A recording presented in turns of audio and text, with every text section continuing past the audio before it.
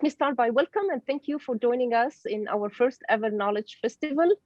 The concept behind this is to incite meaningful and important discussion within the for-purpose sector, using the array of experience within our network.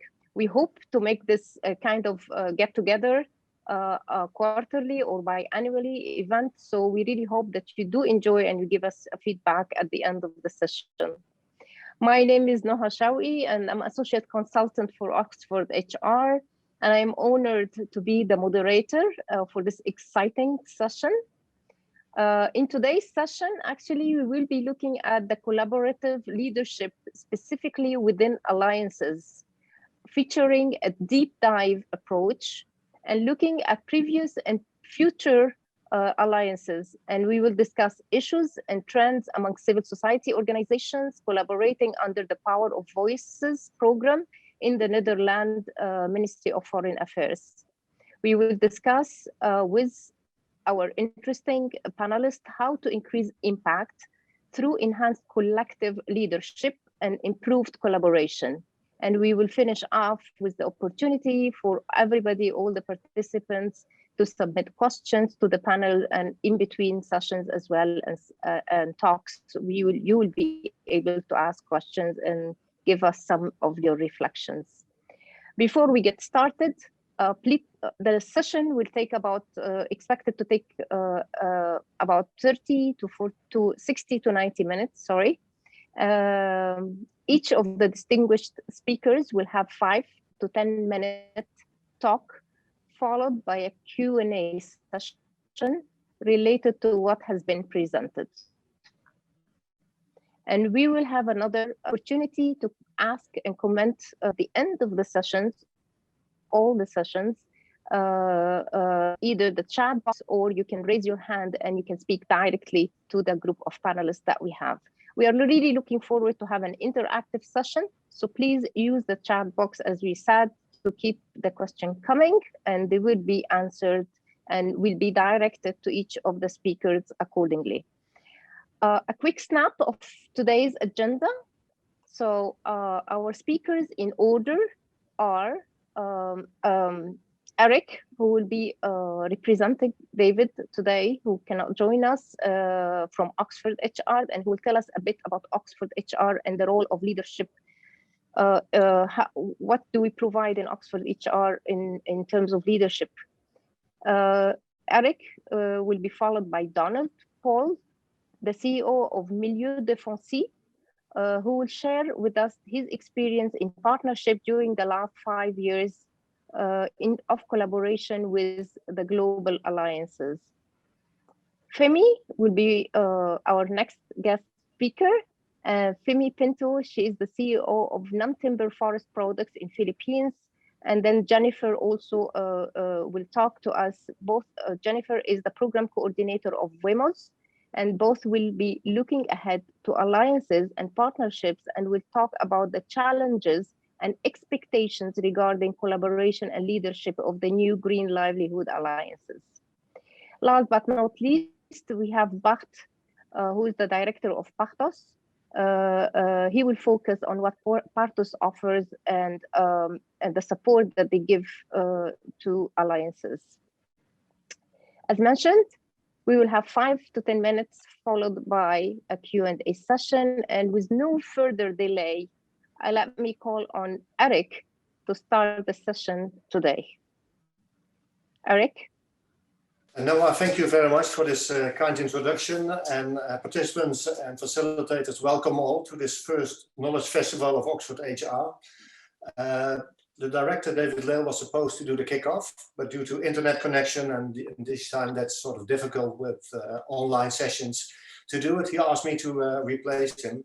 And I, together with my colleague Joshua, were also a bit brainstorming when the Knowledge Festival was sort of started by Ruth, and she asked us, well, what are the key elements that we could address in this type of sessions? And one of the elements that I very much puzzled about, and is also one of the reasons why I joined Oxford HR, is that the type of work we do in these type of organizations is very much driven, in my opinion, by the leadership. So organizations sometimes flourish, but also not so flourish if leadership is not so much on track. So I think the role of directors or CEOs, but also beyond that, the program manager or directors of HR are very, very crucial, I think, in this sector. And for alliances, there might be an extra challenge, as the way that we are trying to solve certain challenges in the world, either by the Sustainable Development Goals, but also the way the ministry is operating with these alliances. I think it's relatively new in the world of development, but also I think very, very promising. And for us as Oxford HR, the best information we need, the best way we can help organization in finding the best leadership is knowing what's coming ahead. So what are organizations really aiming for? So what should leadership bring to help steer, motivate, bring clarity to the organization to help do that? And I think the best way to do that is, in Oxford HR at least, is recruiting people from the sector. So persons like Noah or Josh or myself, we have been working in either the humanitarian sector or the development sector for quite a while.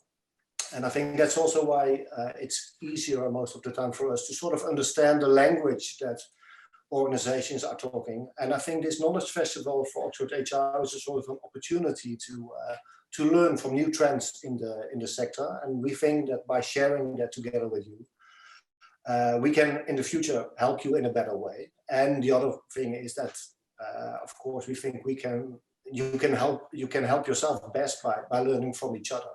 And I think that's in the end the concept of an alliance, learning from each other, having a sort of shared leadership, a sort of shared impact. I think that's something that's very, very interesting and very exciting.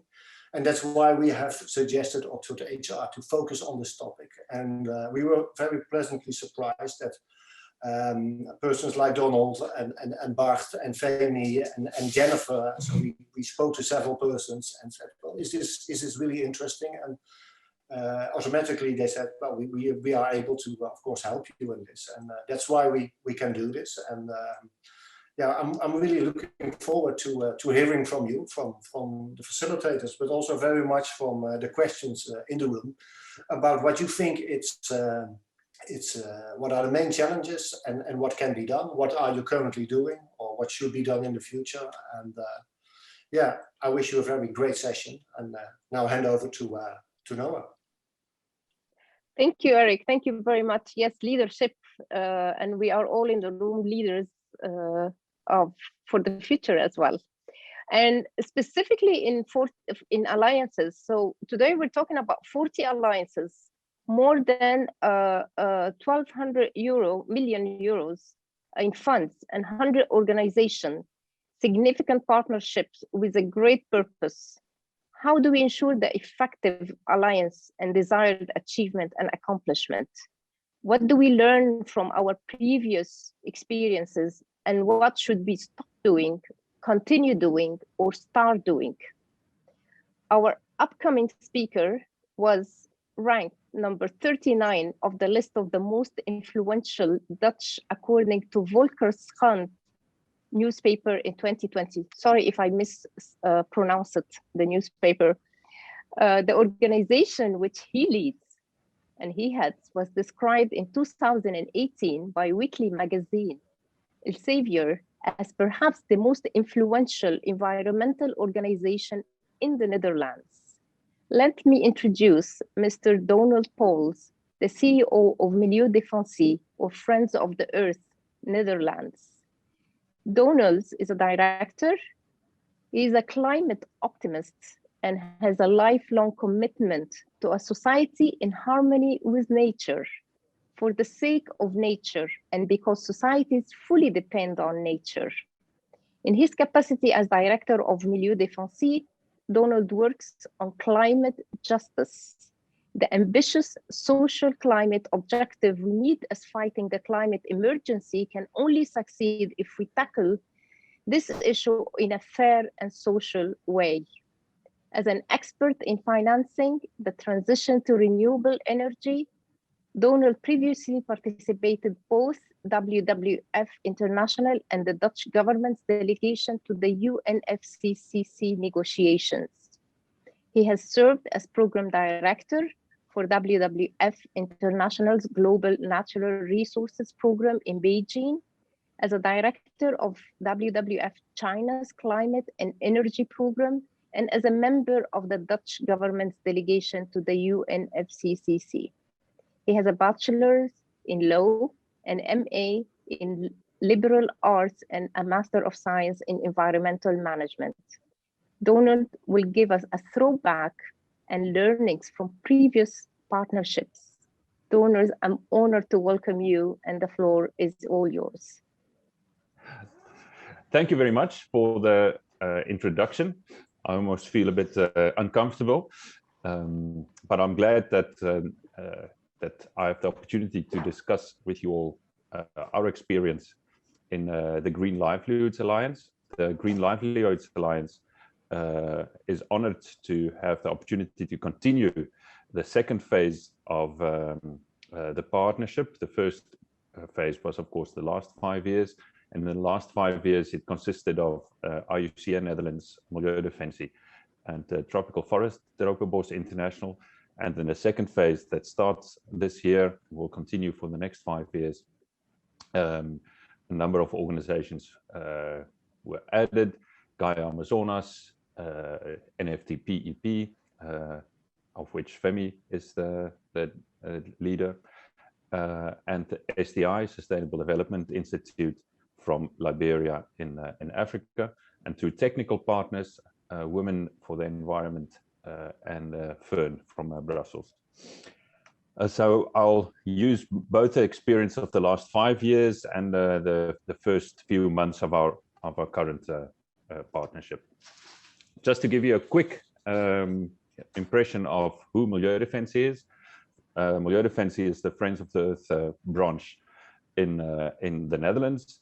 And our focus is what we call climate justice, and climate justice is ambitious climate policy in which the broad population can profit. So it's more than only CO2 reduction, and it has the element of a national participation and distribution of the cost of benefits of climate policy, but also that the Netherlands should take its responsibility for the global transition to an environmentally sustainable and climate sustainable economy.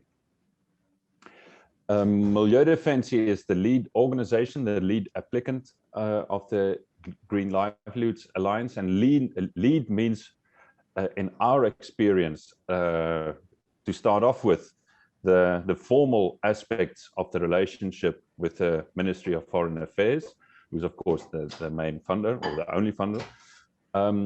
But it also means that we serve, it's a serving leadership. We experience, and that is of course a reflection of the reality, that all the participants are really each other's equals.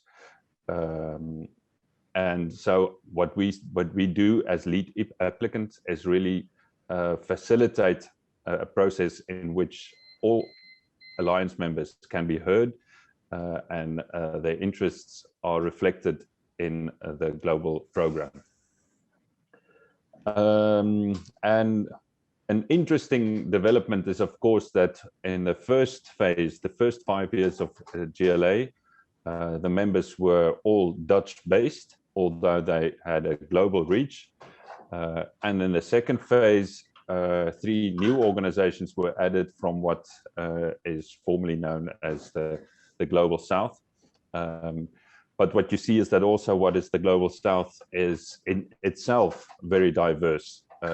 Our experience is that our participant, the member from Liberia, is totally different than the alliance member from Colombia and from the Philippines, which makes it very interesting because up until now, this has been experienced as really a diversity that is a creative diversity. Why would an organization join a strategic partnership? And I must be speaking for myself, is to start off with, it is a reflection of our own strategy. Milieudefensie believes as its main theory of change is creating and mobilizing partnerships within the Netherlands to achieve policy change.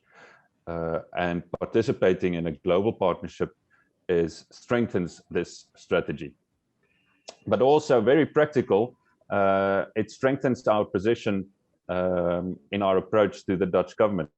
One organization is rather weak, 6 organizations all representing constituencies from their own countries are very strong. And we almost daily see that we continue learning from our partners and their experiences in their countries and regions. So we grow by participating in a strategic partnership. Speaking from my personal experience on what is really necessary to be a lead applicant is 2 main things. The first is to find a balance between autonomy and collaboration. Autonomy in an old African saying is, if you want to go fast, you go alone. If you want to go far, you do it together. Addressing global public goods issues is going very far, and so we need to collaborate, but it takes time. And if you don't find the balance, collaboration can become bureaucracy. If you go to the other, if you place the emphasis too much on autonomy, you could have just have done it on your own, and your impact would have been much less. And this is a constant tension, a constant balancing act together with the partners to find this precisely perfect balance. And the second is to keep the coordination efforts lean and mean. And it's a special responsibility for the lead applicant and for directors, because what you see is that management tends to become a management tree.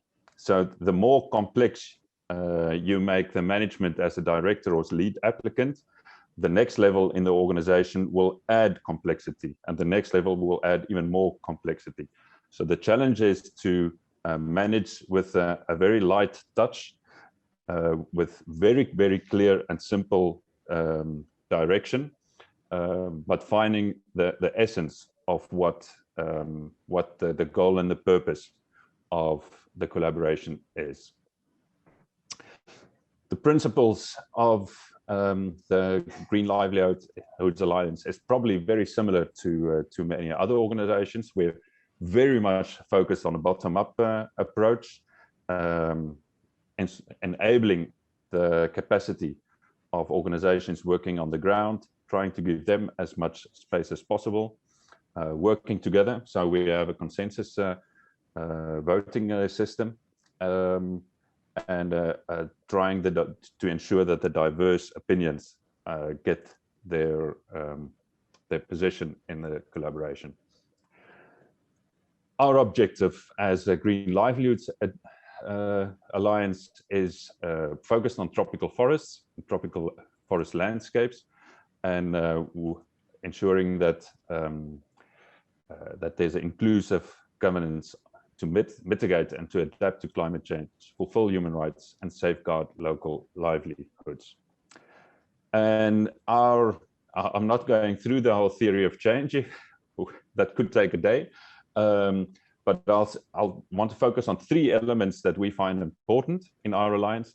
The first is to enable indigenous peoples and local communities to sustainably govern their forests. So it's very much the local element. The second is more aimed at actors in the global north, the industrialized countries, and we want to ensure that investors, also including Dutch investors, move away from adverse investments. So we, in the north, the drivers of environmental and forest decline, we want to address that. And the third,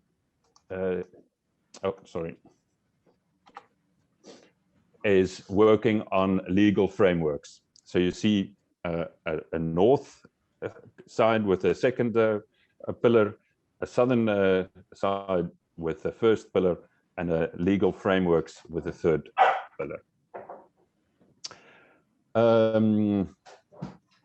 Recognizable principles of collaboration, and I end with an example of one of Milieudefensie's successes, which I'm personally very proud of, and that's the collaboration between the Friends of the Earth office in Nigeria, the office of Milieudefensie in the Netherlands, and working very closely with local communities in Nigeria that were negatively, adversely impacted by oil spills by the Dutch oil company, Royal Dutch Shell.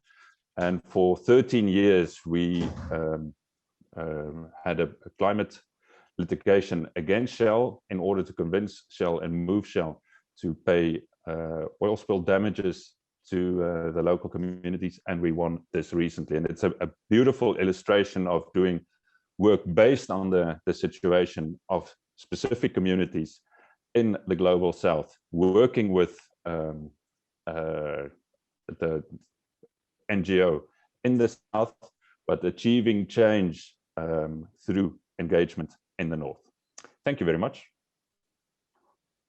Wow, thank you very much, Donald. That was really impressive and right on time.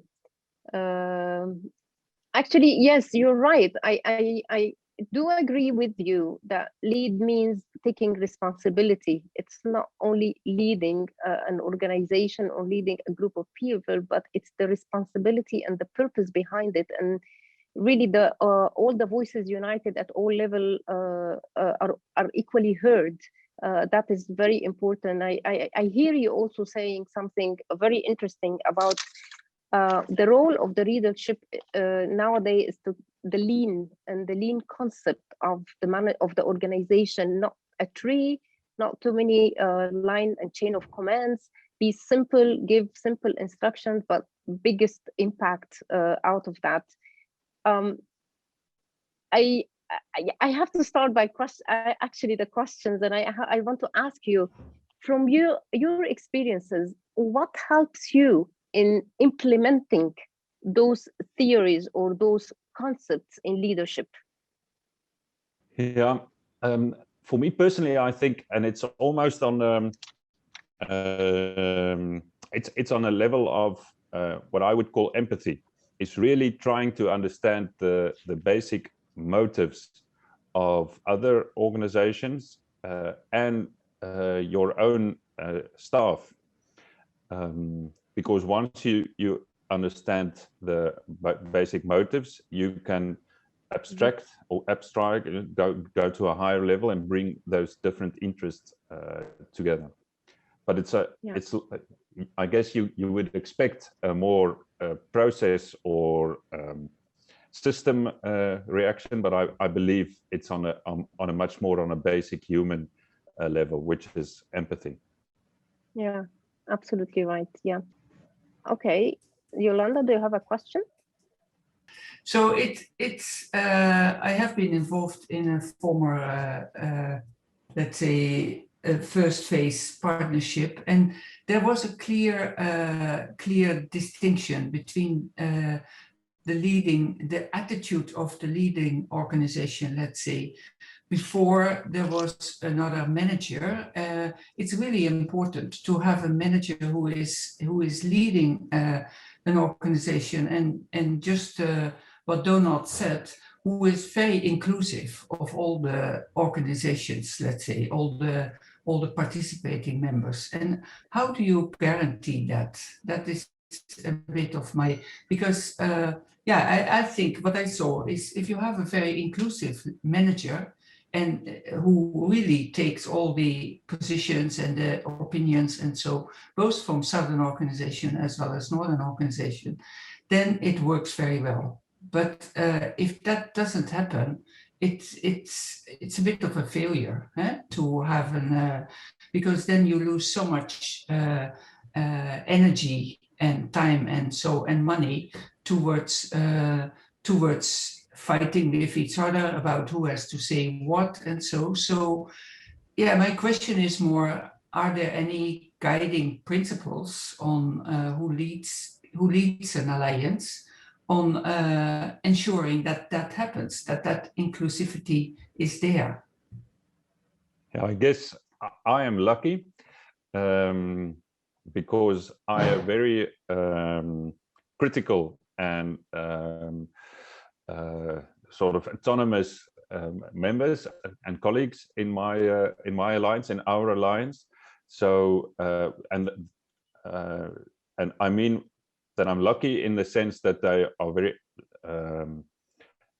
open to present their own needs and principles and interests into the alliance. If that would not be the case, I think it's much more difficult because if you have to continue to invite representatives of an organization, it becomes much more difficult. And I have one of my colleagues on this presentation, so I'm looking forward to hear what Femy is going to say, and you can see if if my presentation reflected the reality of one of the alliance members.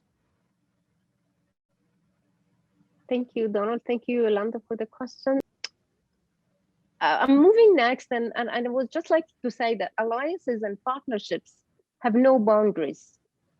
Today, when the world is connected, technology is helping us, and we are looking into a different kind of interactions across boundaries, and that will help more the alliances, at least from my point of view. So moving forward, what are the expectations of a successful alliance? And we will hear this next, we will next listen to a look ahead from Femy, Pinto, who is the CEO of non-timber forest product in Philippines, an alliance of 6 members and 2 technical partners.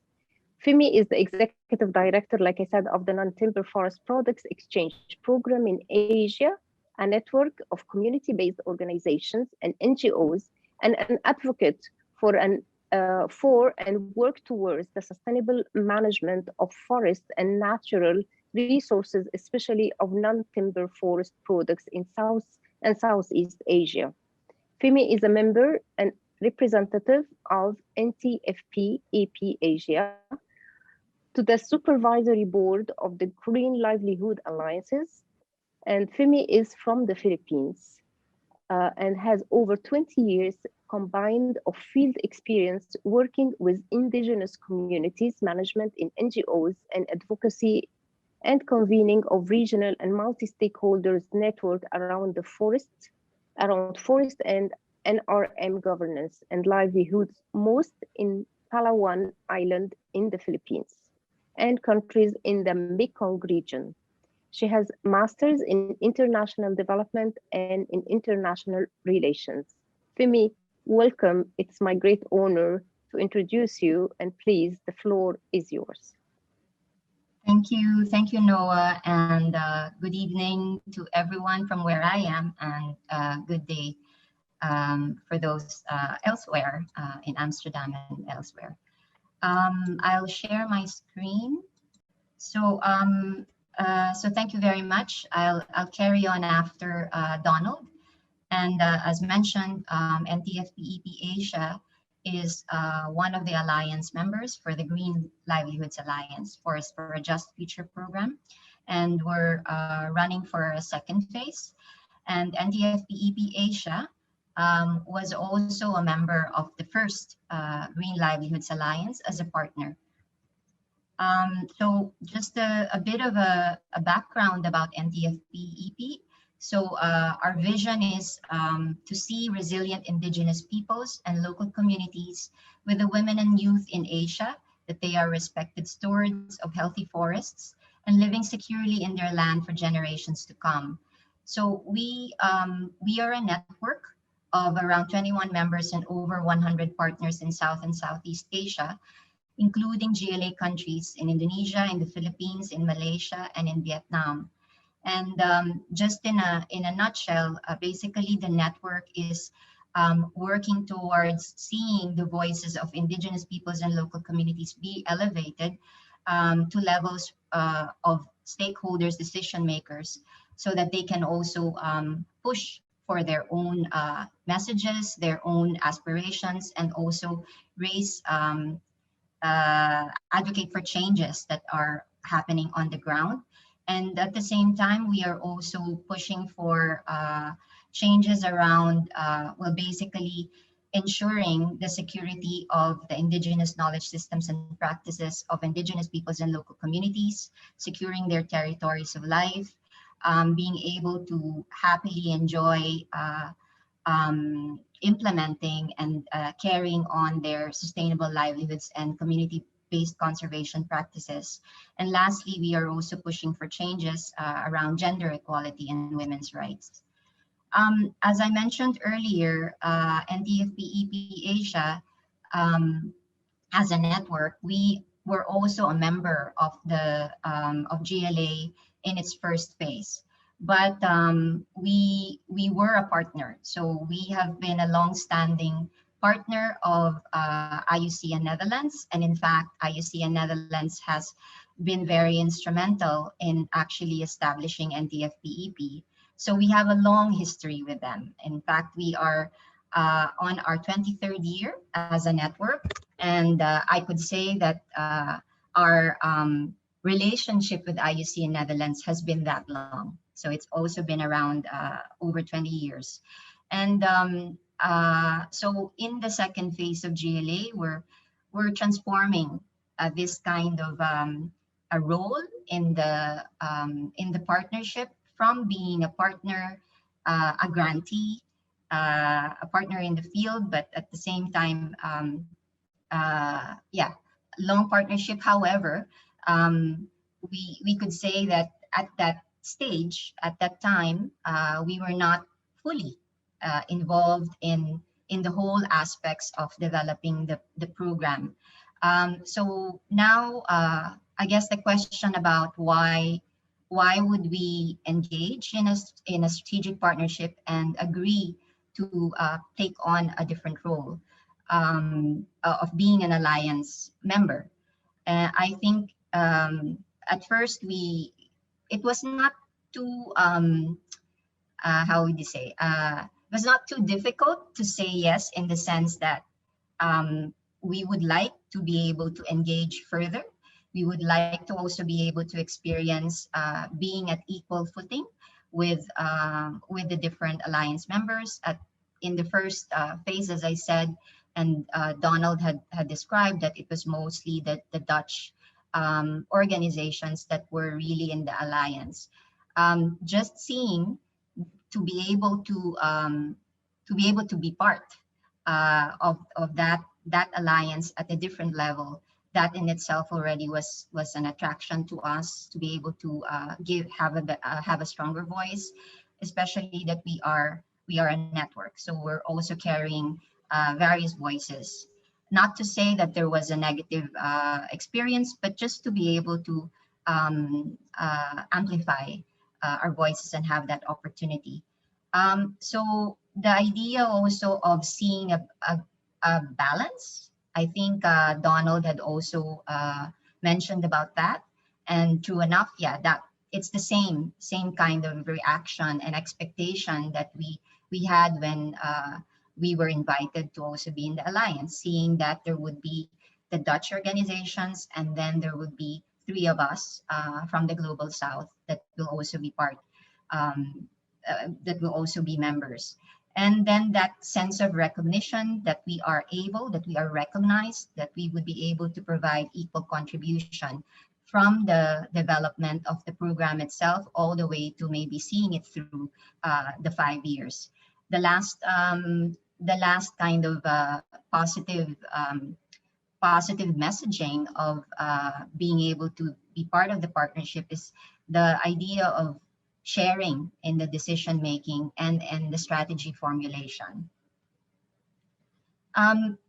Again, I mean, elaborating further, what would this partnership look like to us, our expectations, and already from the way that we crafted the program, I think we have already started to see that.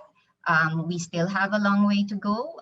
There's still 5 years, and we still would still be seeing how effective and how true to what we envision the partnership to look like. That's still something that we all have to work towards. But really, the idea of this alliance is to see and to try to exemplify collaboration happening at different levels. As I mentioned, we have already started to see that, in the sense that the theory of change was crafted from the bottom up, and we truly saw the inclusion in terms of the countries themselves developing their own theories of change, and that being consolidated afterwards into more of the programmatic theory of change. So it all came from below. And the structures as well that have been created, and we're still also developing that, is seeing the countries as much as possible being represented in the different structures, so that that collaboration can really happen. So and that also includes not just the partners at the country level, but even the technical partners are engaged as well in the various structures. So currently we see structures are conducive for collaboration at different level, at the program level, at the supervisory level. There's a gender hub, there's a PMEL, monitoring and evaluation working group, and then there's also country coordination group. And also we are yet to devise the coordination mechanism, but most especially for lobby and advocacy, to see that from country to regional and global. Donald had also mentioned about the subsidiarity, basically having that principle as core to the program. We also think that that would strengthen local ownership and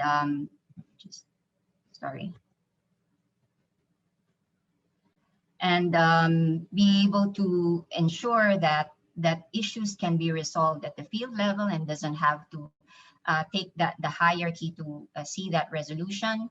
And then one of the key qualities of the program is also that local, global to local. So we would be amplifying actively the local voices and then bringing it to the different levels, but then ensuring that that also goes back, and that the local expertise are also seen in the advocacies. The local evidences are seen in the advocacies from regional to global level. So you see the groundedness and the program being in touch with local realities.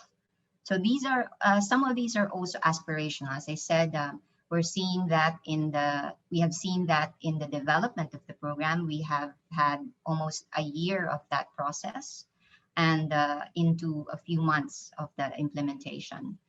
Now, what are the challenges that we see in the next 5 years? Some of it is already there. We actually are in the program because there are challenges. And that's why we have the partnership. It's to be able to surmount these challenges. But in particular, for us with the alliance way of working, the alliance strategy, there are also various challenges that go along with it that either would help facilitate the other challenges, but they could also bring on some new challenges, and it's also going to be our challenge to try and surmount that, as I said. So there's challenges around governance, so internal and external, challenges in terms of the program itself, and also the external environment, and then in our ways of working. Some examples about the challenges moving forward in the partnership is about the governance. Maybe it would take leadership. Maybe it would really take everyone really being committed to our vision on collaboration and equity. maybe that's how we would be able to surmount that. But basically, we're going into this with, for NTFP, with our eyes open, that this is really one of the maybe stronger internal challenges that we would be facing, is to bringing to life the vision on collaboration and equity with those principles of subsidiarity, integrity, everyone listening to each other, equal voice, etc. And then, because there are several of us, there are 6 organizations, 2 technical partners, but then there are more than us. There are also partners on the ground that we would have to also ensure that they are really included in the whole process. And I think that that's quite a big task, and probably a big task and challenge for the leadership, and ensuring that everything is going to be on track. In terms of the program, an example of a challenge could be, for example, how we would be mainstreaming gender and inclusion of youth, for example, or inclusion of women in relation to IP cultures. So there's more than, the level of societal challenges and conditions of women, for example, but there's also internally within the indigenous people's culture that we also have to surmount. So changing behavior and practices would take a long time, and some of the partners are new, some of the countries are also new to the program, and with these ambitions and with these commitments, it might take beyond the life of the program to really see significant changes. External environment, basically, we have started the program, developing the program at the time of the pandemic.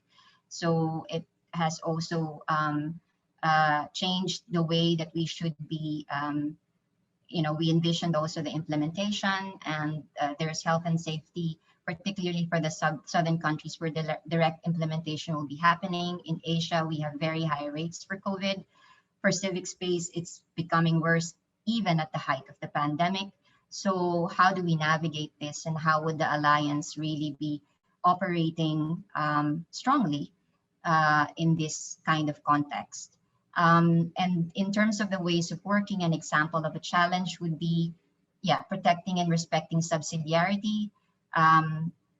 Here, we mentioned about the convenience of proximity. Maybe even if the southern partners are in the governance, but perhaps because the Dutch organizations are closer to each other, then maybe that would still be kind of a tendency.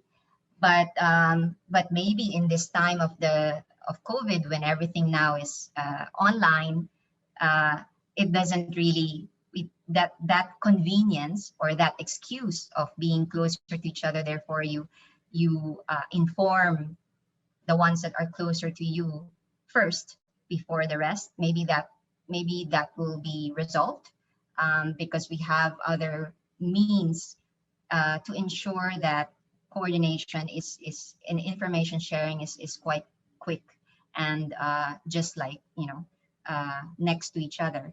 And then we just put an example here for in terms of the Alliance itself being has expanded, so that's positive. But some of us, and we're now also looking internally to our own experience, we are much closer to IUC and Netherlands. We could admit that, so we know them very well, and so it also takes getting used to work with the other organizations that we may not have a long experience with, and our challenge is to try and go out of our comfort zone, be open to work with the others, and not be, again, that convenience of having been close with certain organizations. So I hope that we can surpass that.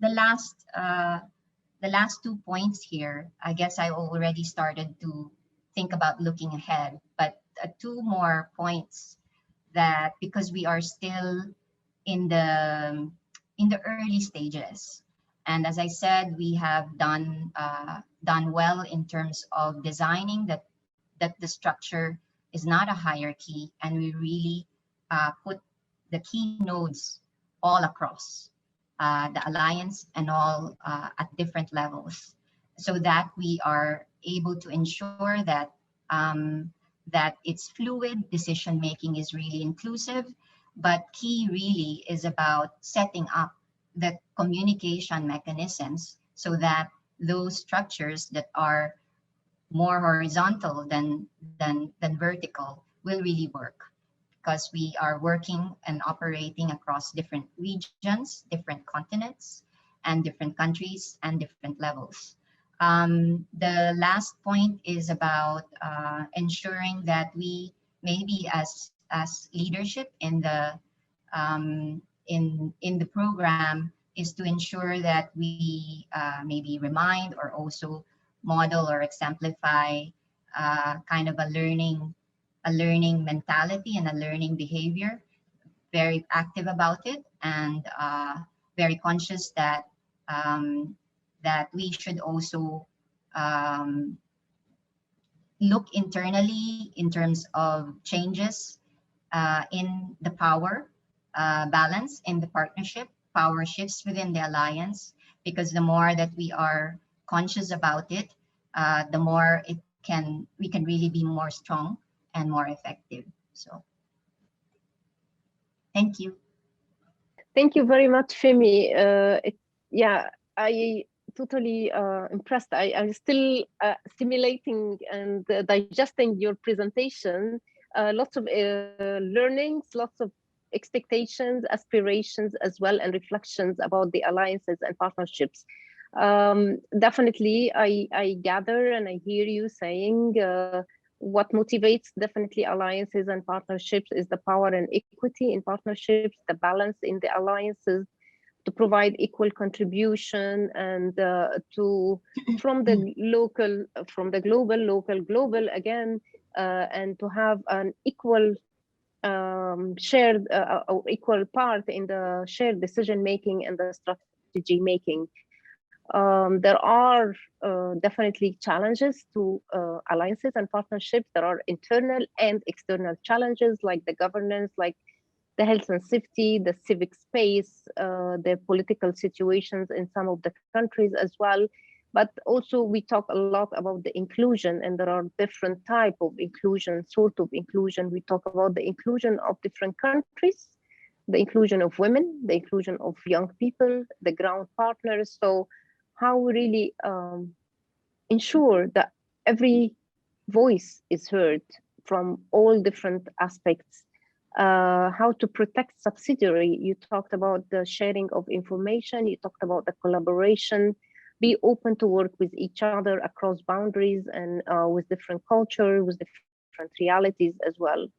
And looking ahead, you stressed, and you cannot stress enough, and I think everybody agrees that communication is key, and how we find the communication mechanism at all levels across the boundaries for better coordination and collaboration in partnerships and alliances, and have those mindset of continuous and active learning in our alliances. Moving from Asia to Africa, and I would like to welcome Jennifer Buchi. She's the program coordinator of Make Way.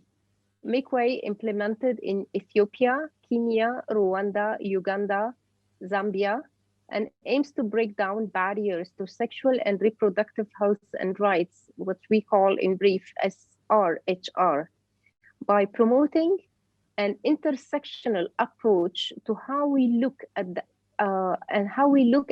and advocate for the SRHR issues. The Make Way Consortium consists of Akina, Mama, Africa, the Circle of Concerned African Women Theologians, Kenya Forum for African Women, Educationalist, Lilian Foundation, VSO Netherlands, and WEMOS as the lead, in partnership with the Dutch Ministry of Foreign Affairs. With a background in medical ethics, Jennifer has worked some 18 years in global health, with a focus on the SRHR of women and young people. She's an experienced team leader and advocacy program designer and manager, and an overall influencing expert. Previously, she worked as head of communication and stakeholder management in RNW Media. She was also senior advisor on gender and SRHR at AIDS funds for many years.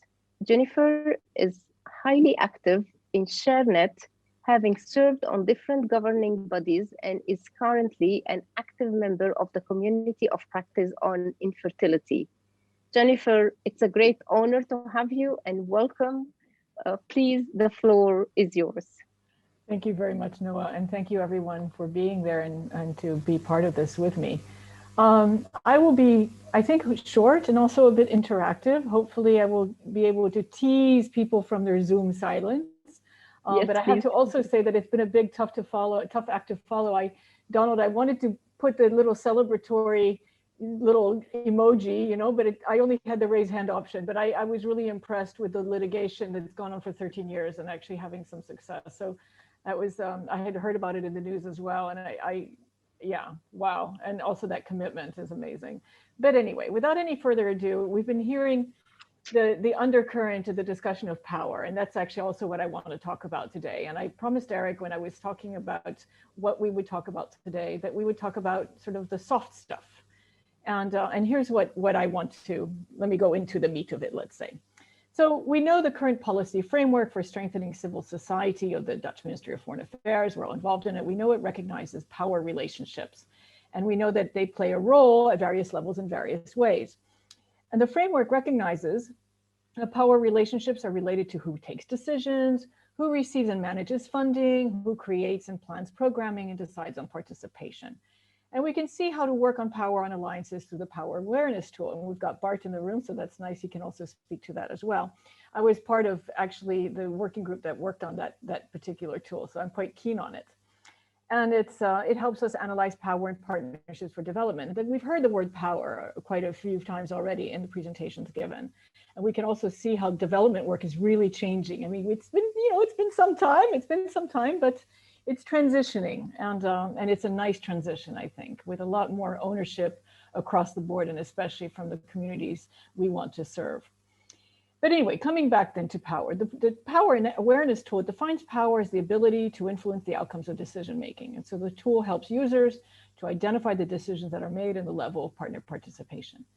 But I want to ask everyone here, where else does power sit? Partos is right, it's in decision making, but where else does it sit? And why would it matter? And what are the consequences of where else that power sits? So I want to now give the opportunity, perhaps if somebody can just jump in and you know, there's no right answer, huh? Jump in and make a contribution, just raise your hand and you'll be unmuted. I think that's how it goes, right, Noah? That's the process.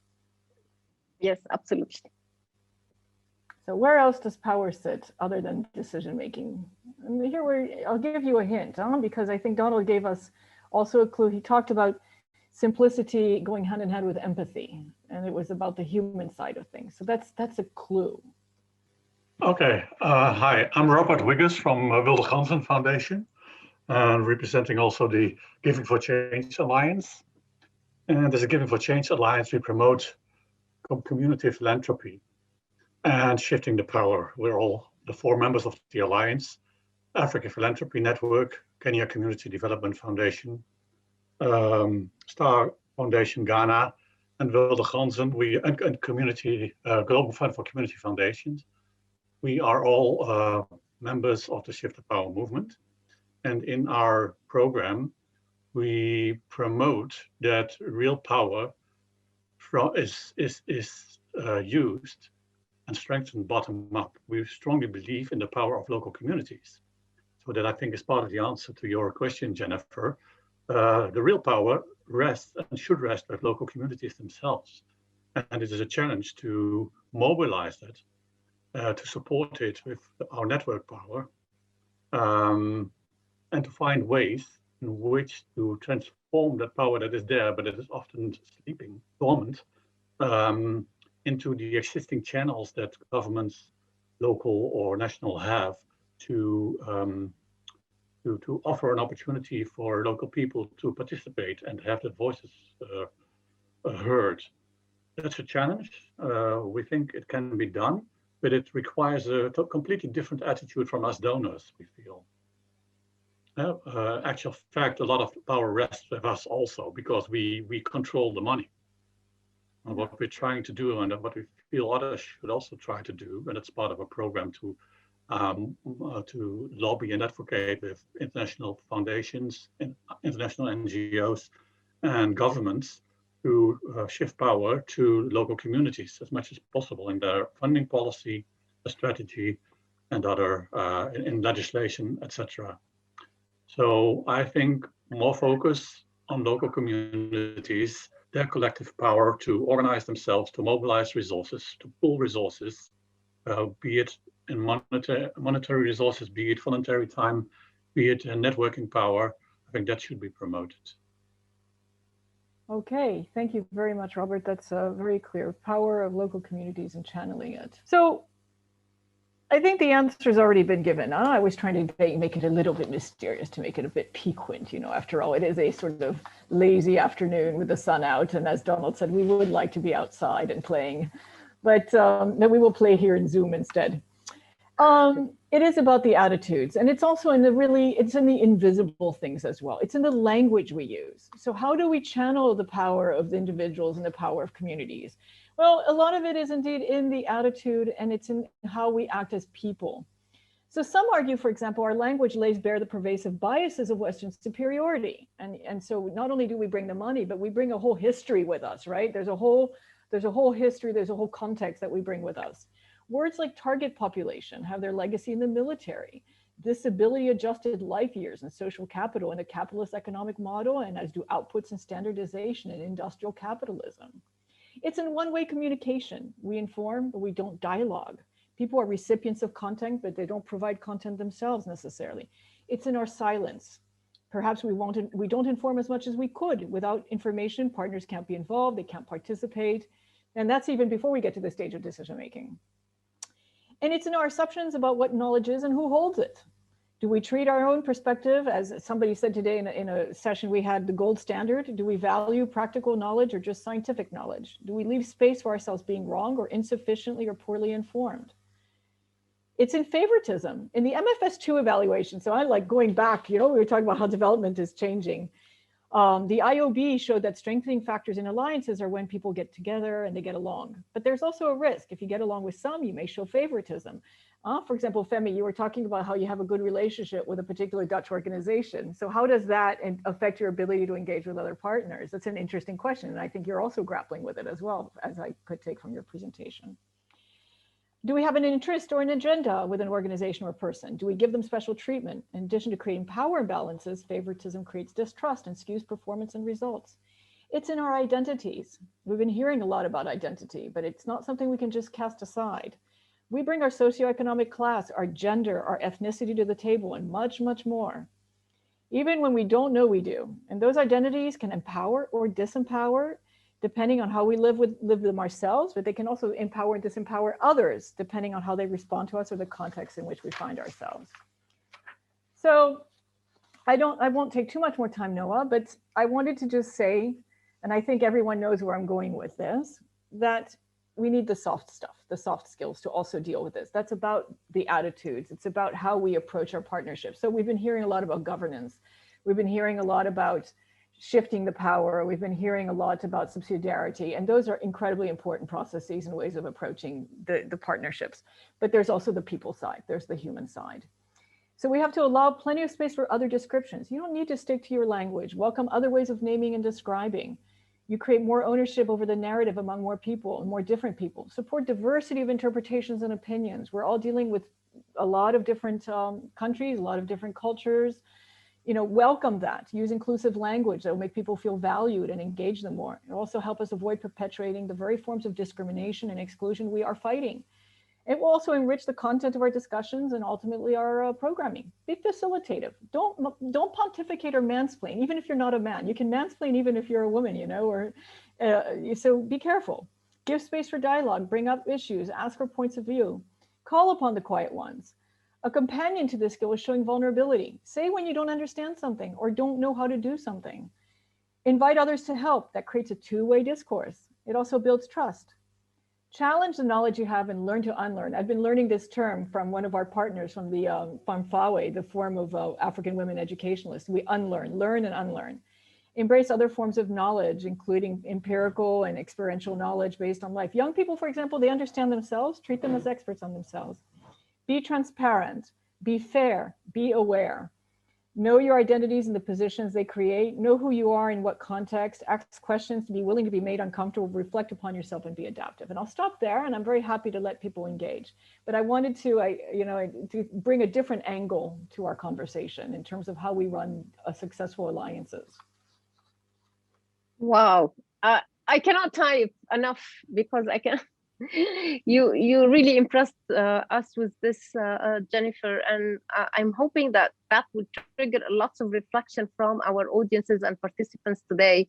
But I particularly noted down some of what you've been trying to elaborate here, and of course it all sums up into the human and the skills and how people can be inclusive, and where does power sit? Other than the decision making, it's in the attitude and the language of the human beings, and how we can be how we can use more the dialogue instead of one-way information or informing the others. And it's about the sharing of our knowledge and not holding it. Lots of good stuff, and which brings to my to at least my own reflection, Jennifer, and I want to ask you here, trust is always an element. It's a key element in any relationship, be it personal, social, business, but trust is always the key in all of that. How you think leaders, or how you think those alliances can build trust among themselves? What really will make them trustworthy? Oh, thank you, Noah. Yes, and indeed, I actually didn't want to pontificate either, huh? So I didn't want to be guilty of what I'm criticizing. No. But I did have some, I could bang on a bit about trust, but I think a lot of what I said has everything to do with trust, Noah. And it is that you laying yourself bare to some extent while still leading with competence, of course. And that's, of course, an important balance, right?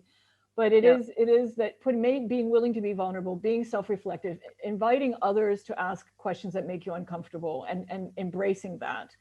And being transparent and fair. When you know the rules of the game a bit, in terms of how things are going, you feel a lot better about things. You feel more like you can trust more because you know what's going on. You know that if you're excluded or you're not part of something, that there's a really good reason and that it makes sense. And so you own that exclusion if it's there for some practical reason.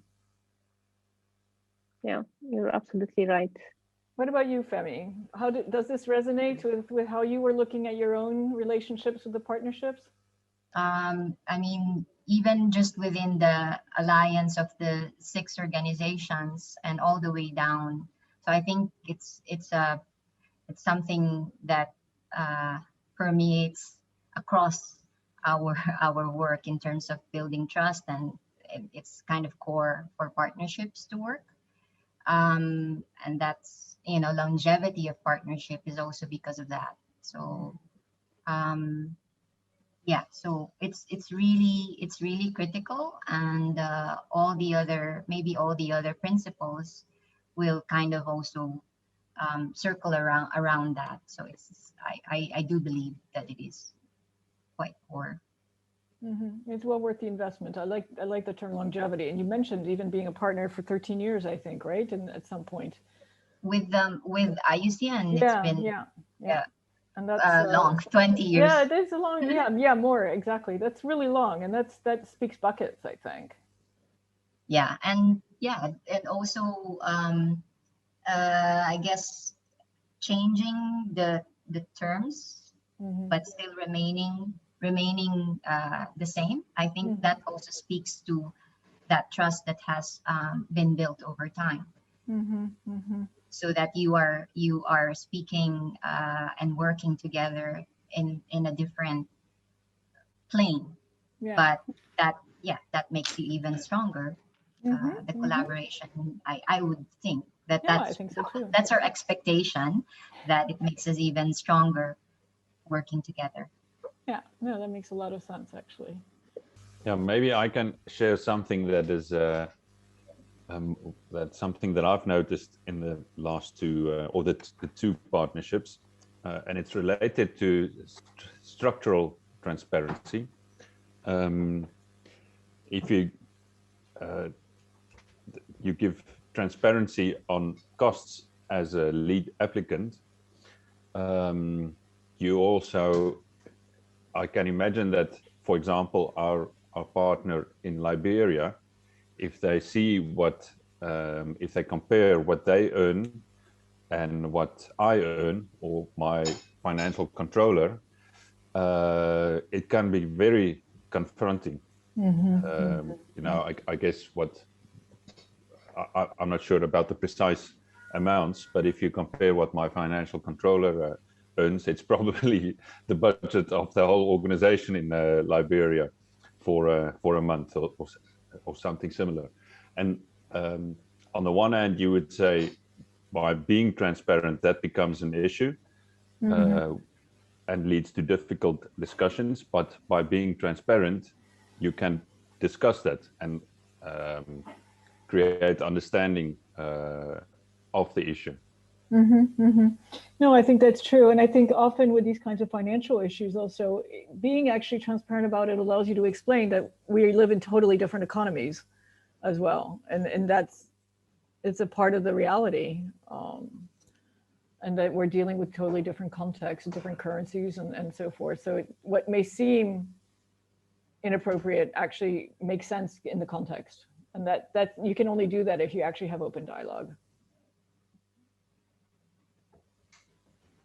I mean, I'll share this really small anecdote, but I think it's really telling. I really can see, I mean, I was thinking about the transformation that we've been going through in development work and over the years, because I'm, you know, kind of getting on in my years. I'm not a spring chicken anymore. So I've been around the block as it is. And when it was MFS 1, so that was the sort of the first instrument that I was involved with from the Dutch government. We really had a very top-down approach. And at the time I was working for AIDS Funds, actually Stop AIDS Now, and I launched a project in Kenya. It was also launched in Indonesia, by the way, but working on a gender transformative approach and women's rights within HIV work. And I showed up in Kenya and I could sense the tension, you know, that was palpable. There was so much competition across the CSOs because they hadn't been involved. They were just sort of, we were just sort of helicoptering in from the AIDS Funds, from the Stop AIDS Now partners like ECO and Cordate, et cetera. And we were just sort of helicoptering in saying, okay, we're inviting you to be part of this project and this is what we would like to do. So you can already see some of the mistakes happening from the beginning.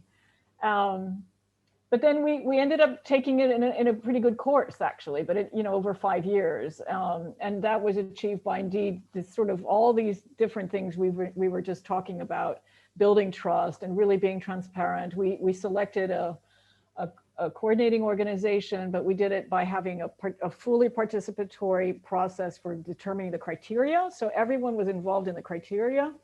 Then we had an ad hoc committee consisting of the partners themselves to select the coordinating group of the ones who were not up for coordination, of course. And then they chose the coordination group. They made the decision around it. And that already took that top-down situation and started to turn the ship a bit, because then they were part of actually building the whole infrastructure of the program and how it was going to be run.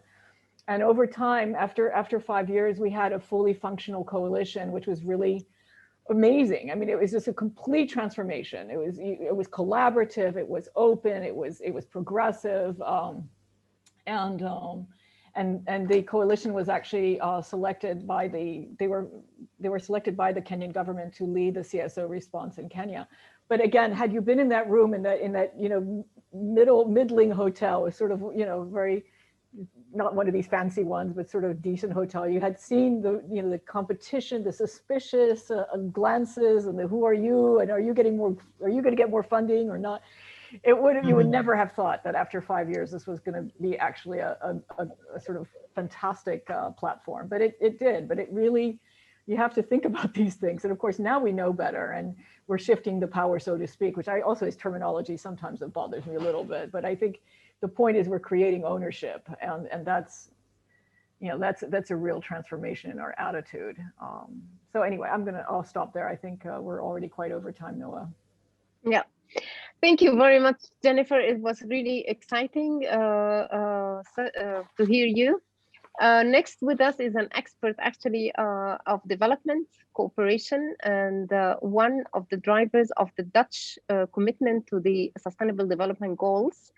Let me introduce Bart Riebegen, who has been the director of Partos, Association for Development Cooperation, with over 100 members since 2014. He has set an innovative course with Partos, and Bart is known as someone who goes further than crisis management in new developments. In 2018, for example, in response to the #MeToo movement and the fuss about the misconduct in the sector, he ultimately initiated the widely supported Joint Action Plan for Integrity in the Charitable and Development Sector. In a comparative sense, he finds it important in protest movements such as Black Lives Matter not to suffice with statements of support, but to encourage self-reflection and knowledge, innovation, and lobby activities for inclusion.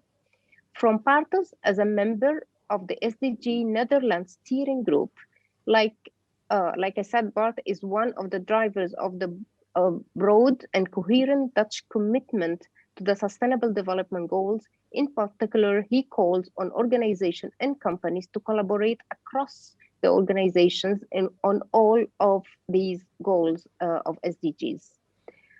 Bart, welcome, and please let us know how the Association for Development Cooperation, Partos, and the Ministry support alliances and partnership, and the floor is yours. Okay, thank you, Noah. Thank you. And 2 remarks to start with. I don't have a preconceived presentation because the question to me was to react or to be responsive to the earlier 3 presentations, which, by the way, I found them 3 great presentations, not only in their own right, but also in the complementarity. So thanks and comment for that. And secondly, I'm not going to talk on behalf of the ministry. We are an NGO and a platform of NGOs, and the ministry should talk for itself. But I will refer to a number of aspects which relate to the ministry in the setting of these partnerships. I'd like to confine my presentation to 3 issues. One issue has been, well, that's the core of the today, that's on power. The second one is on integrity.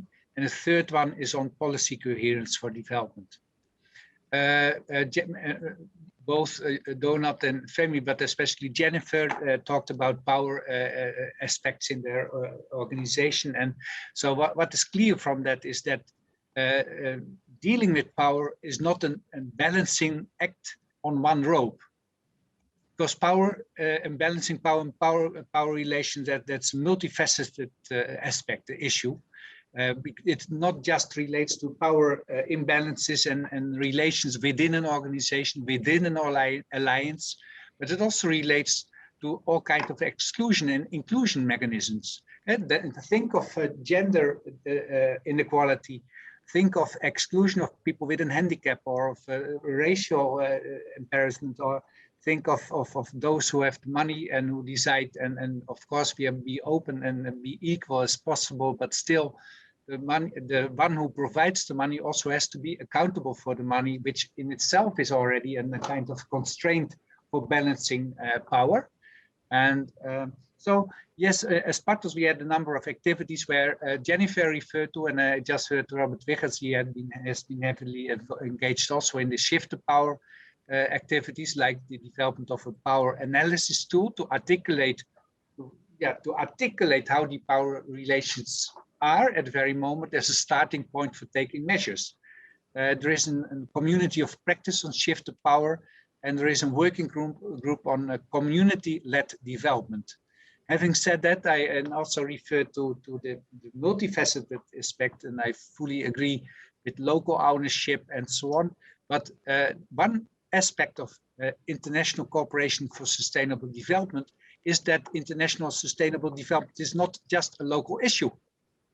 It's an issue on all levels, on national level, on international level. The very good example of Donald with Shell, of course, Milieudefensie or Friends of the Earth used local evidence for the advocacy, but it did work from the Netherlands against here in the Netherlands for the court. So let's not shift too far with a blind eye for the balance of possibilities to work on advocacy. It's a complementarity act.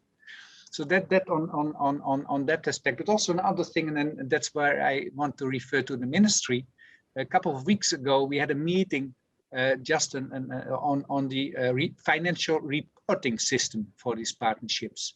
And one of the issues is that the current regime for financial reporting and accountability is not very conducive for balancing power and adaptiveness and flexibility in these partnerships. When I'm listening to both Femy and Donat, and that's to Jennifer, but what I see there is a very broad openness, equality of position of say, and so on. But the system, the financial accountability system, doesn't fully provide for that. So that's something where we are working on very right now. And again, that's one example of the multifaceted aspects of power, relating to power. And for me, that's also leadership. So leadership is not just leadership on managing organizations, but also, well, changing the system in which we are engaged. And so that's one on power. The other issue I wanted to touch upon briefly is integrity. In your introduction of me, you referred to an integrity system, which is a way of dealing with three domains, I would say. That is power relations, it's about financial integrity, and it's about interrelational, and let's confine it to misconduct, of personal misconduct. So these are the three domains of integrity. And of course, you have a kind of a preventive and repressive system, but the more important part of it is the moral learning. And each day we are confronted with very difficult questions, dilemmas. And I think that Donat touched upon it when he was referring to the imbalances or the disbalances in payments or of salaries, but that's between different economies. But even within the countries, in southern countries where we work, we increased the inequality of payment because there is a lot of expat staff which earn more than a local minister. And so how to deal with that? And I think we have to address these issues, because we are at the same time we are trying to abate the system, at the same time we are consolidating a system of inequality. And this is just a simple example, but it's not an easy solution, because if you pay less, you don't get the stuff you want. And so how to approach it? And that for me relates to moral learning, and we need to engage in the conversation among ourselves, with our partners, with everyone, how to deal with this important moral dilemmas. So that's about integrity. So that's the second point I wanted to touch upon. The last point I would like to touch upon is, Noye, yourself, you said, I forgot the exact wording, but you said partnerships and the work we do is without boundaries.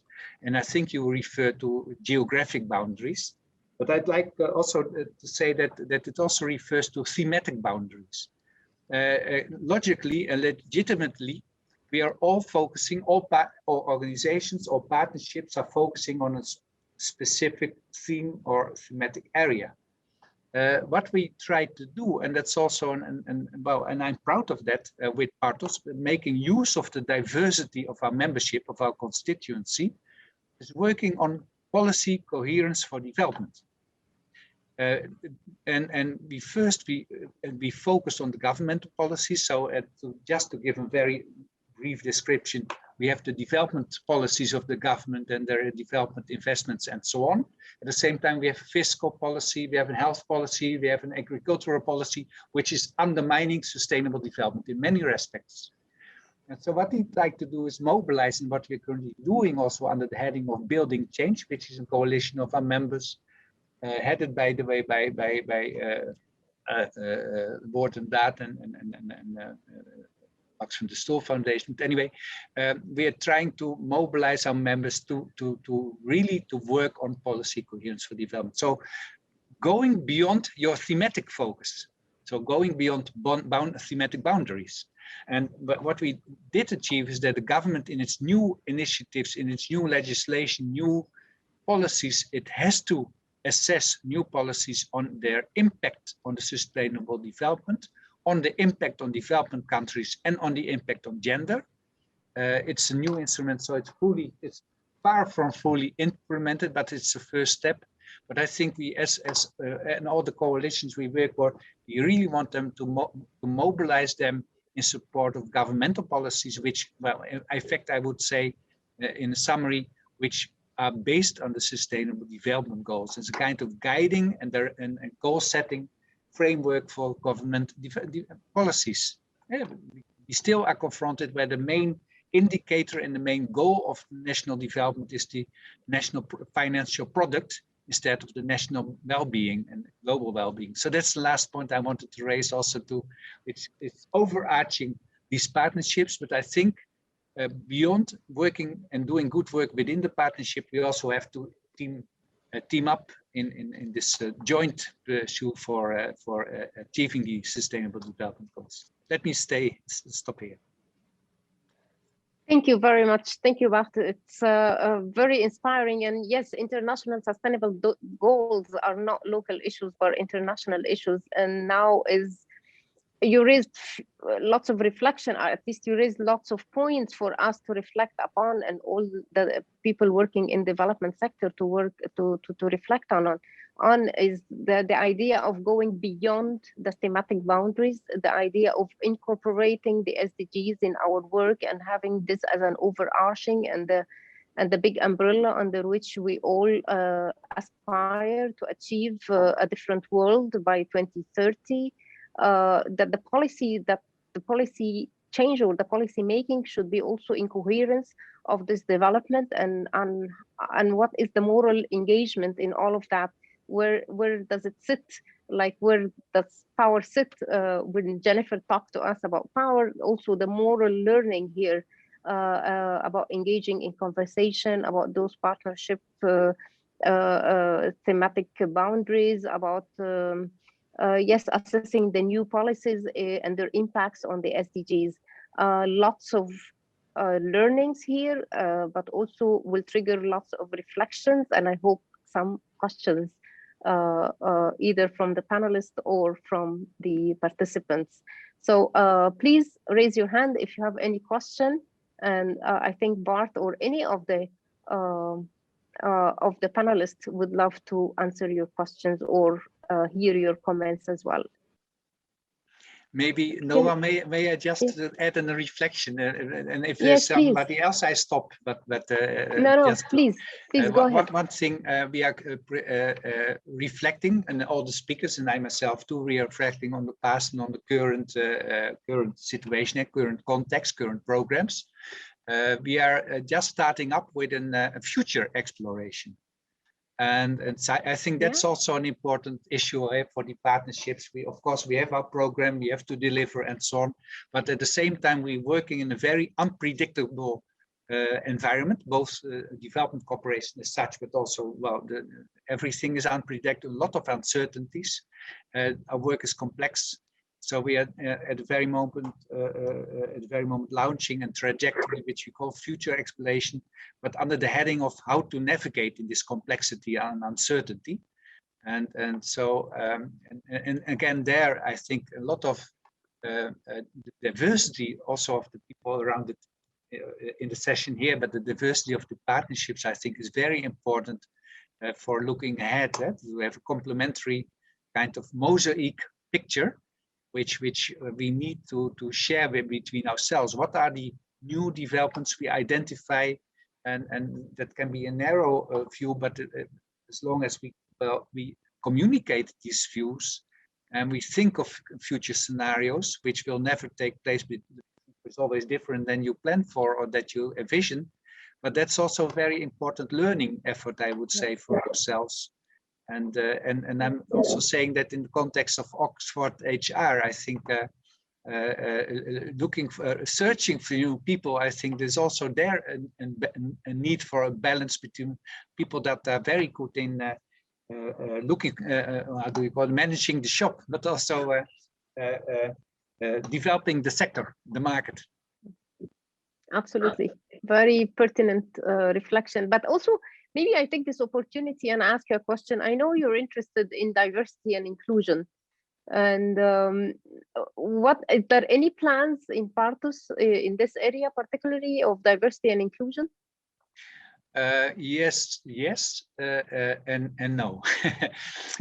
No is that there is no a full-fledged plan or program or whatever, but we initiated a number of first, let me call it steps.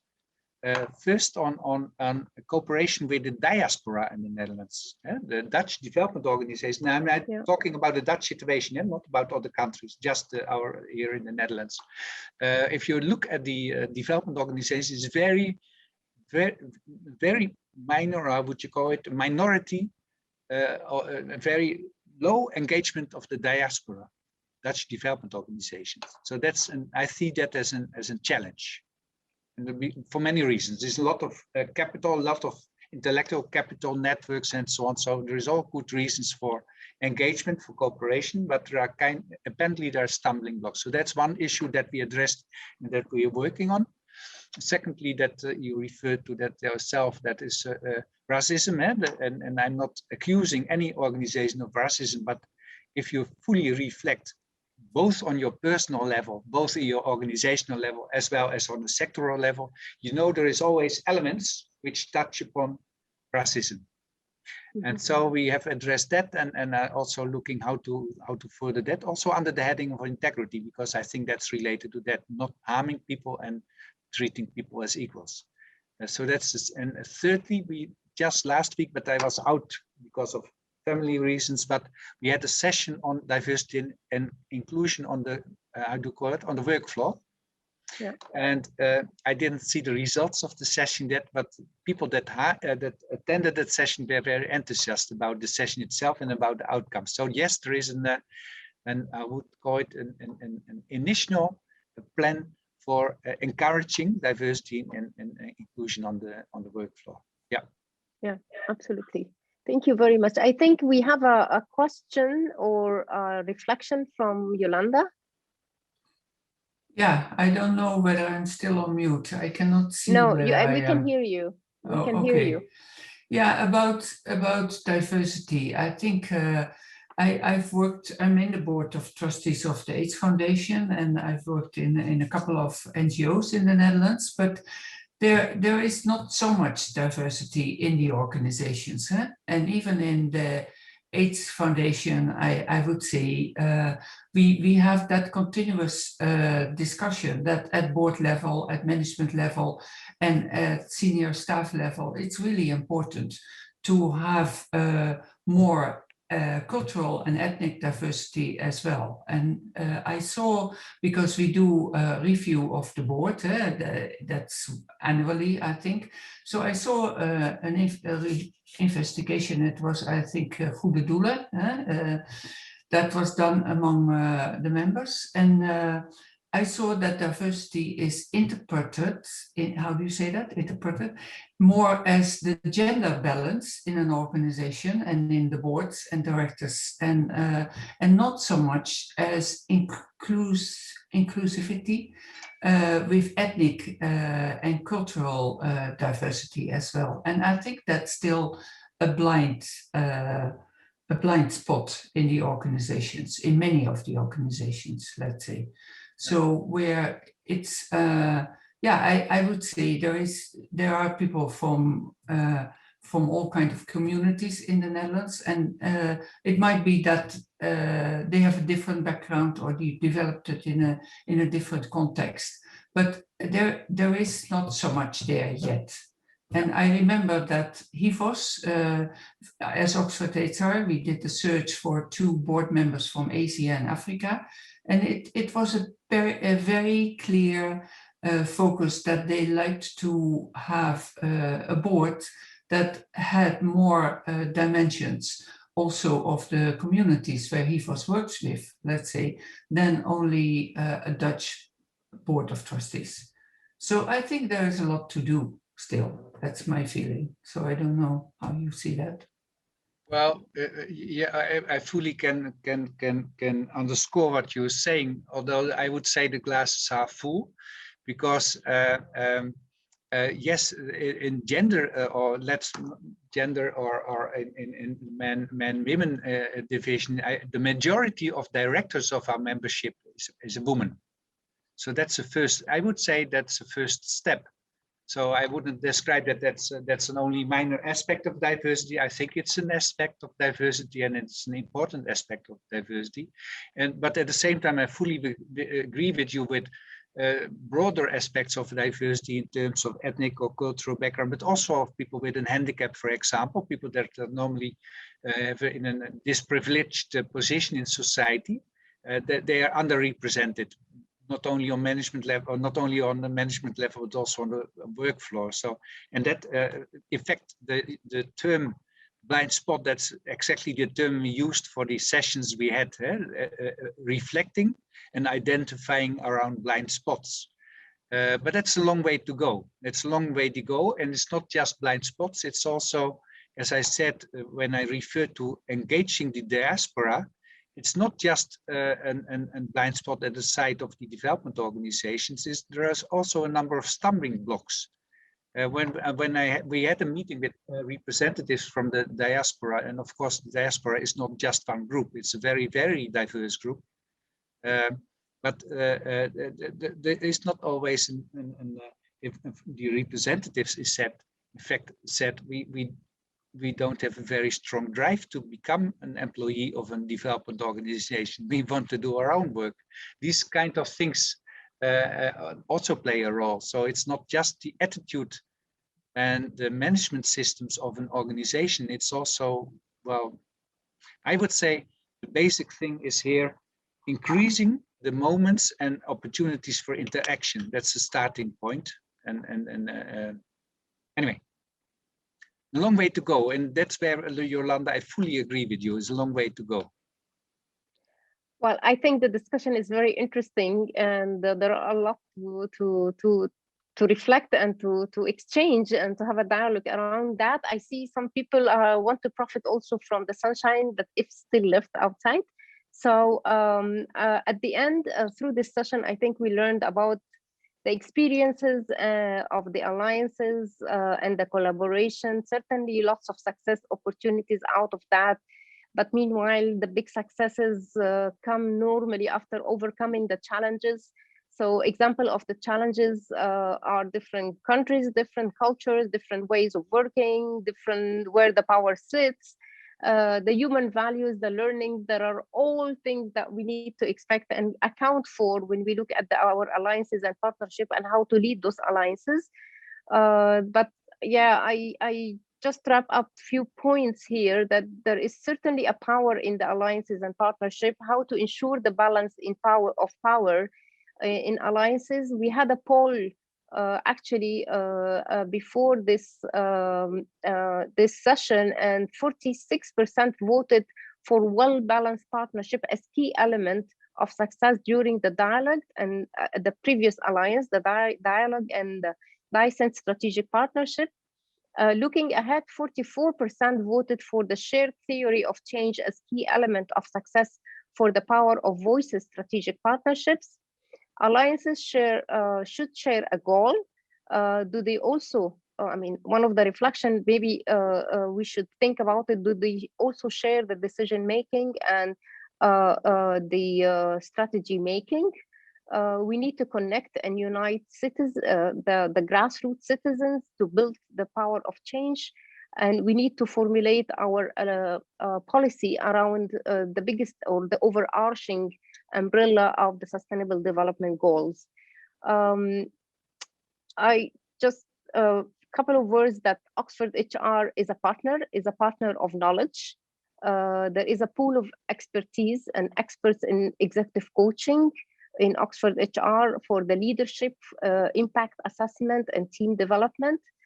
We believe that by integrating the coaching expertise with the business acumen and the experts skills in leadership development that we have, our organizational development experts can equip your people actually to the best, and we can be your partner also in addressing some of those challenges and also expectations in the future. Hope you have benefited from the collective learnings and the collective wisdom shared in this session today, and we have enjoyed it as much as, and you have enjoyed it as much as we did.